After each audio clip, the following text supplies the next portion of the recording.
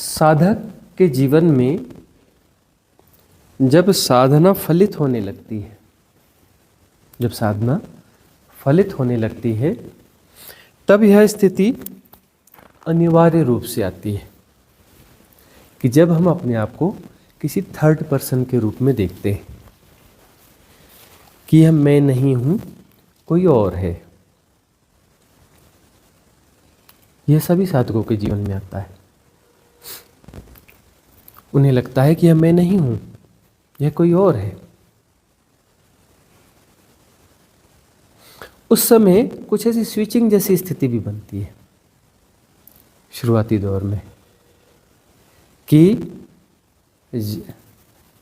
जाना जा रहा है, विटनेसिंग हो रही है, साक्ष्य तो हो रहा है कि यह शरीर है, यह शरीर है, मैं नहीं हूं, मैं तो इसे देख रहा हूं, जान रहा हूं, मैं यह नहीं हूं।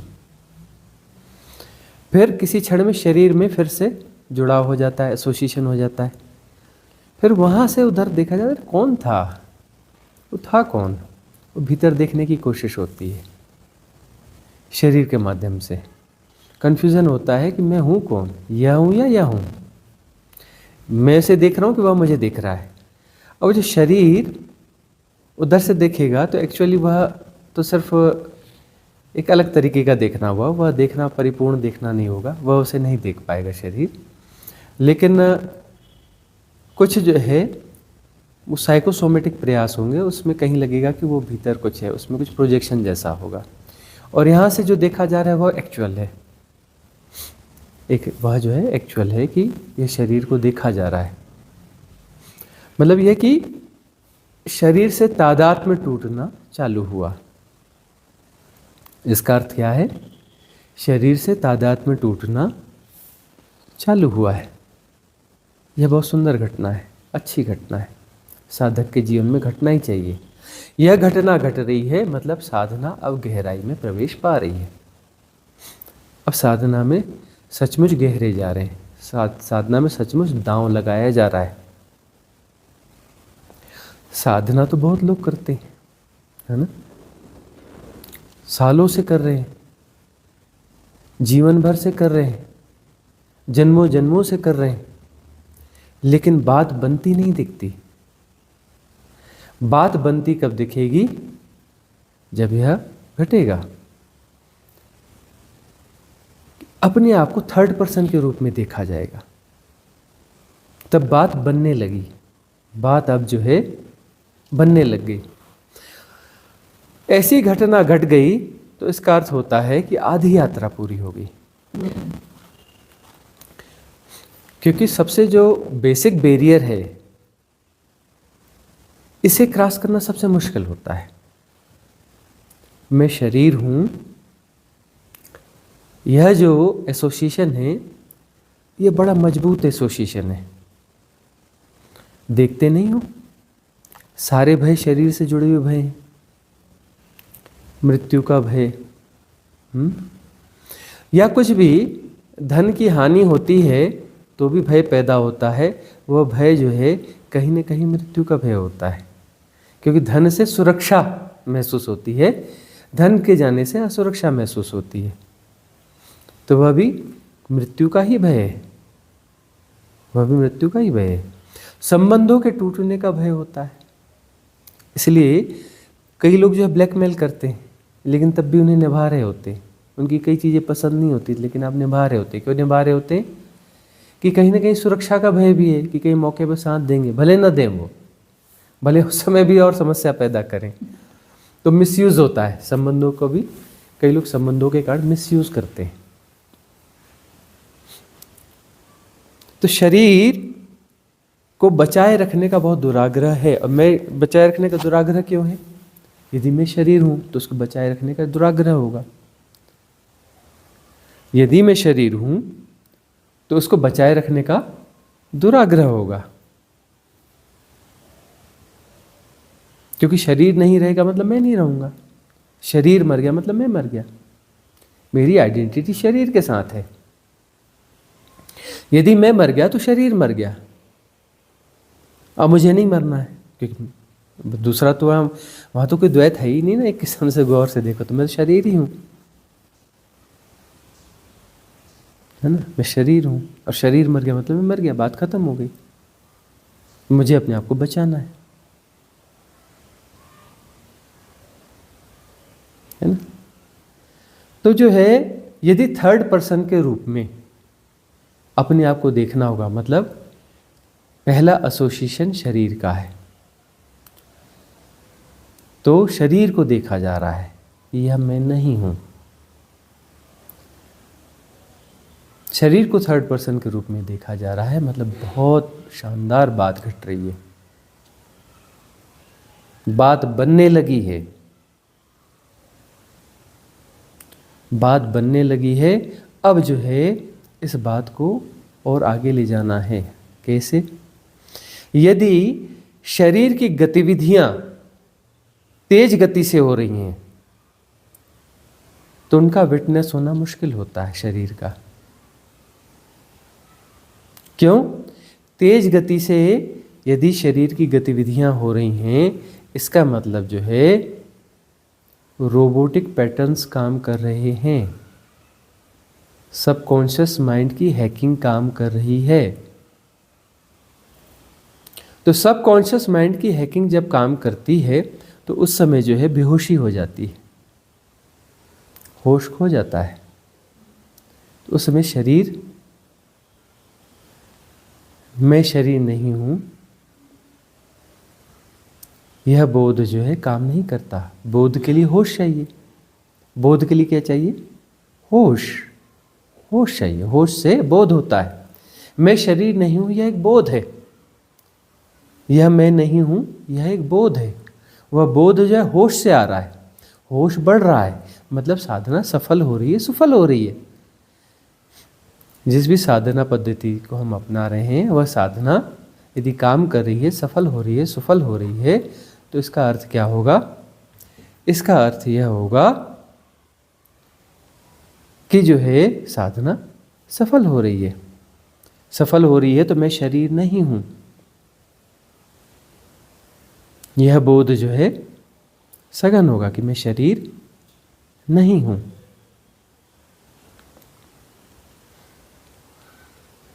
और अब जो है गतिविधियों को धीमा करना पड़ेगा। गतिविधियों को धीमा करना पड़ेगा। धीमा करने से क्या होगा? धीमा करने से यह होगा कि वह जो ग्लिम्स आ रहे हैं उस ग्लिम्स को फैलने की सहूलियत पैदा होगी। उस ग्लिम्स को फैलने की सहूलियत पैदा होगी पूरे जीवन में। ठीक है ना? मैं शरीर नहीं हूं। इसीलिए भगवान बुद्ध जो है चंक्रमण ध्यान करवाया करते थे। और हम कहते हैं चंक्रमण पैदल चलना हो तो धीमे धीमे हो, जाना जाए। शरीर चल रहा है, उसके अलावा बाकी सब कुछ भी ध्यान में हो, संक्रमण ही ना हो। भोजन में भी गति धीमी हो, स्नान में भी गति धीमी हो, जो भी कर रहे हो, बातचीत भी कर रहे हो, गति धीमी हो। हर गतिविधि जो है, जो शरीर के माध्यम से हो रही है, वह गतिविधि धीमी हो। धीमी होगी तो धीमे का बोध ज़्यादा आसान होता है, मतलब उसमें रोबोटिक पैटर्न काम नहीं कर रहा होता है। धीमे में सहजता होती है, तेज गति में असहजता होती है। असहजता का अर्थ होता है कि रोबोटिक पैटर्न आपको चला रहा है, सबकॉन्शियस माइंड का पैटर्न आपको हैक कर चुका है, आपको ऑपरेट कर रहा है। आप कठपुतली की तरह काम कर रहे हो। आप कैसे काम कर रहे हो? कठपुतली की तरह काम कर रहे हो। तो कठपुतली को कोई बोध होता है? नहीं होता ना। कठपुतली को बोध नहीं होता है। तो होश की साधना, होश की साधना से पहला जो परिणाम आता है वह होता है कि मैं शरीर नहीं हूं। नेति नेति का पहला चरण है। यह संकेत है कि साधना अब वास्तविक रूप से शुरू हो गई, काल्पनिक रूप से नहीं हुई। नहीं तो साधना तो बहुत लोग कर रहे हैं, बरसों से कर रहे हैं, जन्मों जन्मों से कर रहे हैं, कर रहे हैं और साधना सफल और सुफल होती नहीं दिखती।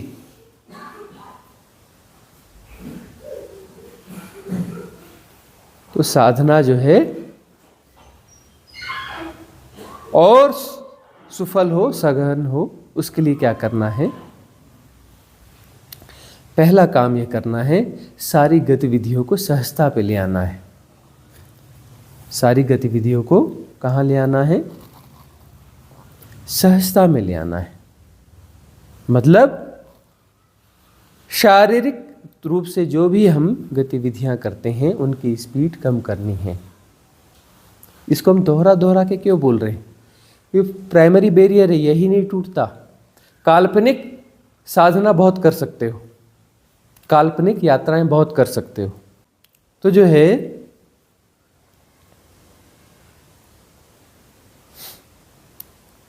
साधक को होश की साधना बढ़ानी है।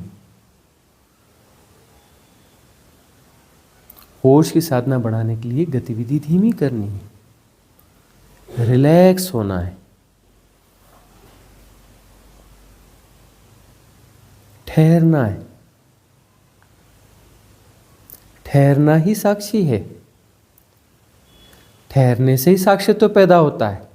कुछ ठहराव पैदा हो रहा है, इसलिए ठहरने से सम्यक दृष्टि जागृत हो रही है ना? ठहरने से क्या हो रहा है? सम्यक दृष्टि जागृत हो रही है। सम्यक दृष्टि से जो जैसा है, जैसा का तैसा जाना जा रहा है। क्या जाना जा रहा है? कि यह शरीर मैं नहीं हूं। यह जैसा का तैसा जानना है ना, कि शरीर नहीं हूं। शरीर को जाना जा रहा है। ठहराव से ही संभव हो रहा है ना। ठहराव का अर्थ है बोध, होश। होश की सघनता से ठहराव घटता है, बोध घटता है। बोध तो ठहराव का परिणाम है ना। सहजता से क्या होगा? बोध होगा। ठहराव से बोध होगा, सहजता होगी। सहजता से ही तो बोध होता है ना। सहजता यानी बोध। बोध की सघनता से सहजता आएगी, सहजता से बोध की सघनता होगी। सब इंटरडिपेंडेंट है ये चीजें। ठहरना सीखना हो रहा है। साधना का अर्थ क्या होता है? ठहरना सीखना है। ठहरने से दृष्टि निर्मल होगी। दौड़ का क्या मतलब होता है? दौड़ का मतलब होता है कि पैटर्न्स एक्टिव हैं और पैटर्न्स क्या कर रहे हैं? प्रक्षेपण कर रहे हैं। प्रक्षेपण कर रहे हैं तो जो भी तुम देख रहे हो उसमें सीधा सीधा नहीं देखा जा रहा है, बीच में प्रक्षेपण शामिल है। क्या शामिल है? प्रक्षेपण, प्रोजेक्शन। प्रोजेक्शन शामिल है। तो जो देखा जा रहा है वह सम्यक दृष्टि नहीं है। वह सम्यक दृष्टि नहीं है। मतलब जो जैसा है, जैसा का तैसा नहीं देखा जा रहा है। जैसा का तैसा नहीं देखा जा रहा है। जैसा का तैसा यदि देखा जाएगा, अर्थात दृष्टि निर्मल हो गई। कोई पैटर्न एक्टिवेट नहीं है सबकॉन्शियस माइंड का।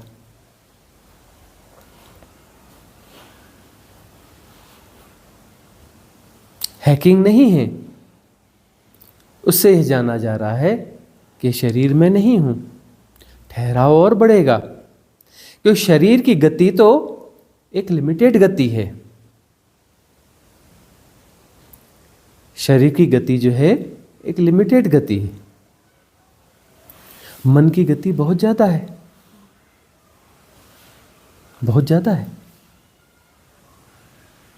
जहां न पहुंचे कवि वहां पहुंचे, जहां न पहुंचे रवि वहां पहुंचे कवि। मतलब सूर्य भी जहां नहीं पहुंच पाता वहां कौन पहुंच जाता है? कवि पहुंच जाता है। और कवि कौन है?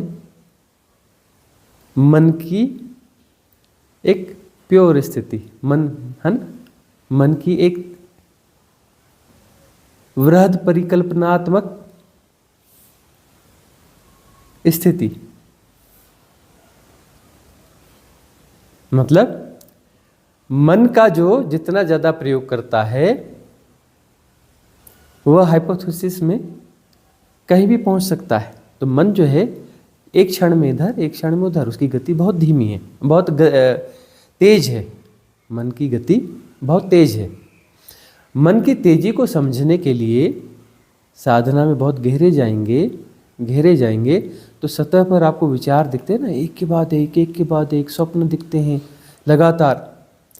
जब इसकी अगली परतों में जाएंगे ना, तब आपको पता चलेगा कि मन की कितनी तेज गति है।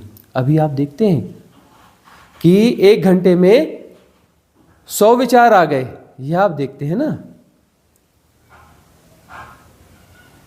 1 घंटे में 100 विचार आ गए। तब जब आप अगली परत में जाएंगे तब आपको पता चलेगा 1 मिनट में 1000 विचार आ गए। और गहरी परत में जाएंगे तो पता चलेगा 1 सेकंड में 1 लाख विचार प्रवाहित हो रहे हैं। 1 सेकंड में 1 लाख विचार प्रवाहित हो रहे हैं। मतलब ठहराव तो है ही नहीं, गतियां ही गतियां हैं। क्योंकि तुम्हारा शरीर के साथ जितना एसोसिएशन है उससे ज़्यादा तुम्हारा एसोसिएशन किसके साथ है? मन के साथ है। और मन क्या है? विचलन। और विचलन कैसा है? पागल विचलन, बहुत भयावह विचलन है। पागल गतियां हैं। पागल को देखते नहीं, बिल्कुल कैसा लगा रहता है, कुछ ना कुछ करता ही रहता है, कुछ ना कुछ बोलता ही रहता है। ना भी बोल रहा हो, ऐसा बैठा हुआ हो तो इसलिए बैठा हुआ है, शरीर उसका इसलिए स्टक हो गया है क्योंकि उसके अंदर जो बहुत तेज गति से बहुत कुछ चल रहा है। तो उसमें इतना उलझा हुआ है कि बाहर की गतियों के लिए उसके समय ही नहीं मिल पाता, शरीर और बाकी चीजों के लिए। बाहर बहुत अंदर भीतर जो है, मन के भीतर में बहुत तेज गतियां होती हैं। इसलिए जो है रिलैक्सनेस नहीं होती है। तो ठहराव की लर्निंग है, ठहराव का लेसन है साधना। गुरु के सानिध्य में होता क्या है? तुम ठहरना सीखते हो। क्या सीखते हो? ठहरना सीखते हो। ठहरना सीखते हो। गुरु की देशना तुम्हें ठहरना सीखने की देशना है। गुरु की देशना को तुम सुनते रहते हो, उसके संग सानिध्य में रहते हो तो ठहरना सीखते हो, रिलैक्सनेस सीखते हो। ठहरना सीखते हो तो ठहरना सीखना ही बोध का बढ़ना है। बोध का बढ़ना है तो तुम पहचान पाओगे कि मैं शरीर नहीं हूँ, शरीर को देखा जाएगा। फिर तुम्हारी बकबक भी कम होगी, बकवास कम होगी, है ना। तुम्हारी बकबक और बकवास है मतलब तुम सत्संग और सानिध्य का लाभ ठीक से नहीं ले पा रहे हो। अभी भी बकबक करते हो, बहुत सा बकबक करते हो, बहुत बकवास में पड़े हो। तो तुम सीखोगे, ठहरना सीखोगे, सहजता सीखोगे तो बकबक, बकवास, मन का विचलन ये सब बंद हो जाएगा। तुम इतने अनरिलैक्स क्यों हो, इतने चंचल क्यों हो? क्योंकि तुम्हारे अंदर पागल गतियां हैं मन की। तुम कुछ भी एक्सप्रेस करना चाहते हो, कहीं की बात कहीं से जोड़कर बोलना चाहते हो, कोई भी विषय चाहते हो, कहाँ बोलने का मौका मिले ढूंढते हो, कहाँ बकबक करने का मौका मिले ढूंढते हो और अपनी बकबक कहानियां सुना देते हो, इधर की उधर की। एक बार ऐसा हुआ था, अरे हमारे यहाँ ऐसा होता है, अरे फलाना ऐसा है, यह ऐसा है, वह वैसा है। ये बकबक सुनाते क्यों हो? क्योंकि तुम्हारे अंदर बहुत बड़ा पागलपन है और तुम मन के साथ जुड़े हुए हो, बहुत ज्यादा जुड़े हुए हो, बहुत ज्यादा जुड़े हुए हो। और ये समस्या है। शरीर के साथ टूट जाओगे, जानोगे कि मैं शरीर नहीं हूं।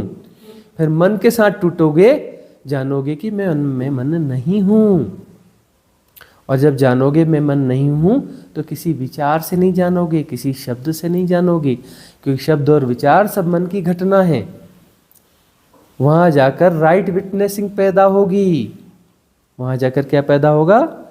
राइट विटनेसिंग पैदा होगी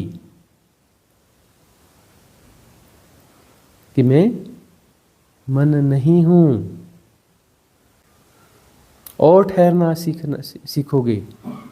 इसलिए सत्संग और सानिध्य की जरूरत है। पुराने गुरुकुलों में आ जाया करते थे शिष्य, है ना, आते थे, साधक आते थे और समर्पित होते थे। शिष्य तो घटता था और वो ठहर जाते थे। ठहरने के लिए पहले कैसे ठहरना होता है? पहले ठहरना होता है कि वहां आकर ठहरोगे, उसको भी ठहरना ही कहते हैं ना। कि फलाना मेहमान आया है, 10 दिन से ठहरा हुआ है, उसको भी तो ठहरना ही बोलते हैं ना। मतलब वहाँ ठहरते थे का रिलैक्सली ठहरते थे। आ गए तो आ गए, अब जब गुरु आज्ञा करेंगे तब जाएंगे, है ना। कब जाएंगे, क्या सोचना, कब जाएंगे, क्यों जाएंगे, कब जाएंगे, कैसे जाएंगे, जाने की बात ही खत्म करो। बस आ गए, अब ठहरना है। तो ठहरे रहते थे 20 साल, 30 साल, 25 साल, कुछ तो जीवन भर ठहर जाते थे। गुरु के सानिध्य में आए और ठहर गए। तो ठहरना सीखने के लिए यह शुरुआत होती थी कि आओ और ठहर जाओ।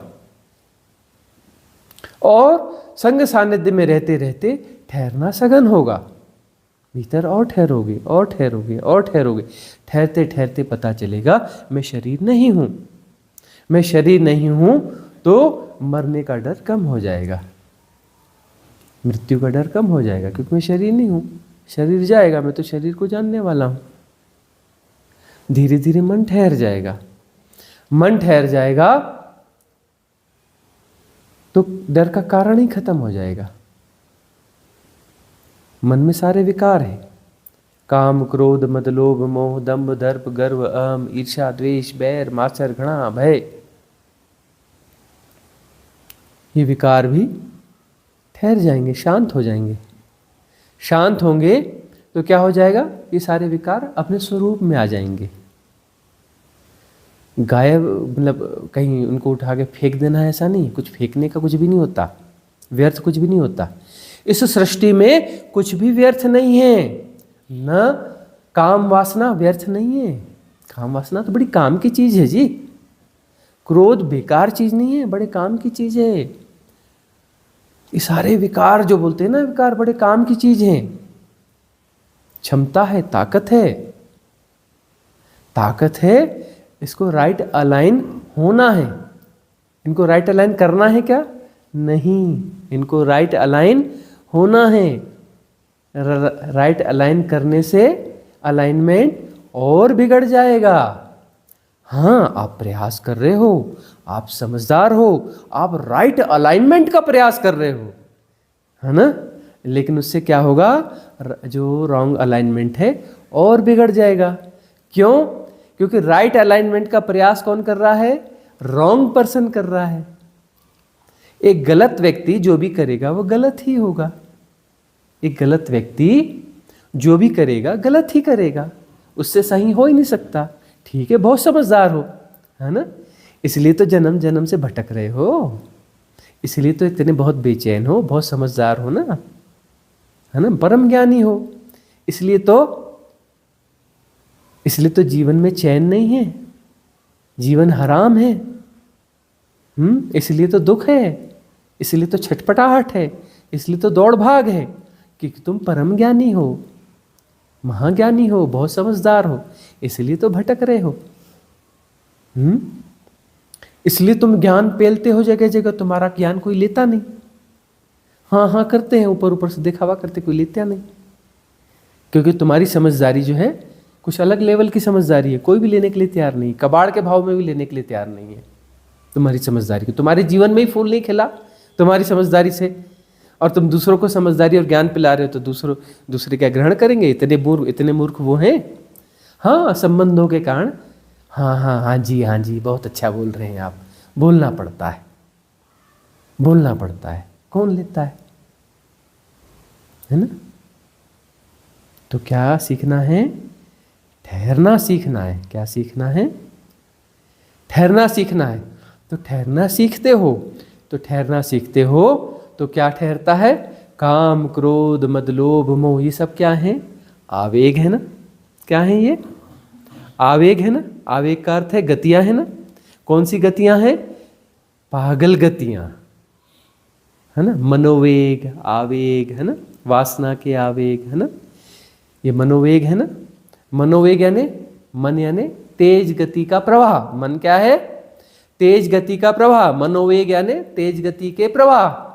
कैसे प्रवाह? तेज गति के पागल प्रवाह, जो अलाइनमेंट में नहीं है। पागल यानी जो अलाइनमेंट में नहीं है। तो तेज गति के पागल प्रवाह, वो क्या है? मनोवेग, आवेग। ये सब आवेग है। आवेग बुरे हैं क्या? नहीं जी, कैसे बुरे हैं? आवेग के लिए क्या लगती है? ऊर्जा लगती है, शक्ति लगती है। तो ये क्या है? शक्ति के फॉर्म हैं। फॉर्म थोड़े से गड़बड़ा गए हैं, ये शांत हो जाएं तो है तो शक्ति ना, है तो शक्ति ना। और शक्ति और शिव एक ही है ना, है ना। शक्ति थोड़ी गलत दिशा में चली गई है। शक्ति शांत हो जाएगी तो राइट अलाइनमेंट में आ जाएगी। राइट अलाइनमेंट में आ जाएगी तो किधर बहेगी? फिर संसार में नहीं बहेगी, शिव में बहेगी। किस में बहेगी? शिव में बहेगी। शक्ति और शिव समरसता में आ जाएंगे तो बात पूरी हो जाएगी। तो काम वासना बुरी चीज है क्या जी? बिल्कुल नहीं, हम बिल्कुल विरोध में नहीं है काम वासना के। काम वासना को तोड़ मरोड़ के फेंक देना चाहिए? बिल्कुल नहीं फेंकना चाहिए। क्यों फेंकना चाहिए जी? प्रकृति प्रदत्त है, सृष्टि में है, जो चीज है सब अच्छी है, कुछ भी बुरा नहीं है। क्रोध बुरा है? बिल्कुल बुरा नहीं है। उसको समझना है, काम वासना को समझना है, क्रोध को समझना है, लोभ को समझना है ना। काम, क्रोध, मद, लोभ, मोह, दंभ, दर्प, गर्व, अहम, ईर्ष्या, द्वेष, बैर, मात्सर्य, घृणा, भय, प्रमाद आदि आदि अहम नाना प्रकार के विकार हैं। इन्हें समझना है। कैसे समझना है? तुम्हारी समझ से समझना है? नहीं, तुम ज्यादा समझदार हो, तुम जिंदगी भर से समझ रहे हो और तुमने अपने जीवन को नर्क बना रखा है। तुम्हारी समझ की जरूरत नहीं है। तुम अपना ज्ञान किनारे रखो, तुम अपना ज्ञान किनारे रखो, तुम्हारे इस ज्ञान की जरूरत नहीं है। कौन सी समझ की जरूरत है? ठहरने वाली समझ की जरूरत है। ठहरने वाली समझ किसके पास मिलेगी? सद्गुरु के पास मिलेगी। सद्गुरु का मतलब क्या है? जो ठहरा हुआ है,